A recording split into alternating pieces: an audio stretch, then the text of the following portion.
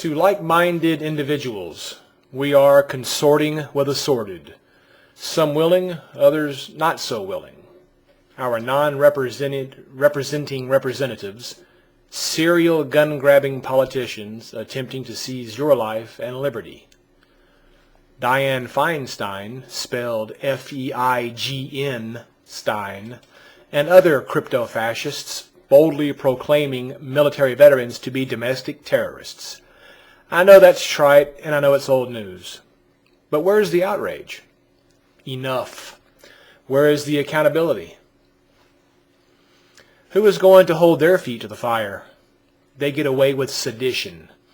The Constitution is a floor mat to these imposters. Enemies of the state is what they are. They forget that they work for us. In my home state of Georgia, a career criminal arbitrarily targets a home where a mother and her two twin daughters are inside. The goon uses a crowbar, kind of like this one here, to pry his way into her home after spamming the doorbell didn't gain him favor. The mother thankfully had a .38 revolver that she retrieved along with her two kids and fled to the crawl space, where they sought refuge from the lunatic, which it was discovered later on. In fact, the perpetrator did have a lengthy criminal background and a history of violence. When he tracked them down to the crawl space, the mother let him hold 5 rounds in various organs, his kidney, spleen, liver, I believe. The perpetrator fled but didn't get far. A tree jumped down in front of him. He is now on a ventilator while doctors wait to see if he will live. Imagine if this woman didn't have a gun. Just imagine if she didn't have a gun or no means of protection, her and her 2 daughters. What this man might have done to her and her children. If the government had its way, she would have found out. This woman wasn't looking for trouble.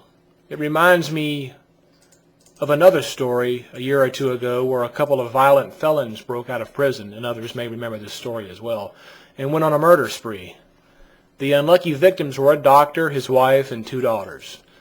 They tied the husband to a support pillar in the basement while they gang raped his 2 young daughters and wife. This man got to sit helpless, like the liberals want you to be, while enduring the screams and moans of his young daughters being ravaged over and over, then set on fire in their beds. Imagine being a father, being tied in your basement. Liberals said, "You can't have any guns, only we can have guns," while your family's ravaged, raped, and burned within earshot. I'm not confident law enforcement would have ever arrived in time to be of any assistance. In fact, they were never given a chance to call anyone. They just busted in and ravaged their family. An old friend said to me once, "Expect the unexpected." And I believe that's a very wise statement and words to live by. Now I need clarification. The communist, anti-constitutionalist, elitist politicians want to disarm the nation. Are they trying to create more innocent victims? Or are they stealth sadists who want our families brutalized while we wait, unarmed, under Marxist tyranny to be some murdering lunatic's gimp for the day before they render you into a pulpy mass? We have a bunch of feral liberals afoot in this country, unfortunately in positions of power. These career politicians have an abundance of nerve, too much nerve. For it has taken an abundance of nerve to tell a free nation that your freedom is being revoked because they are drunk on power while craving more. It isn't enough that they join the ranks of government where they get away with insider trading and use their office and taxpayer revenues to become rich, stealing our future.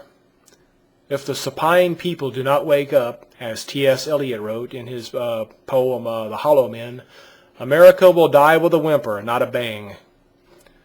Based on the reality of these 2 stories, it is absolutely criminal that the government attempts to disarm us.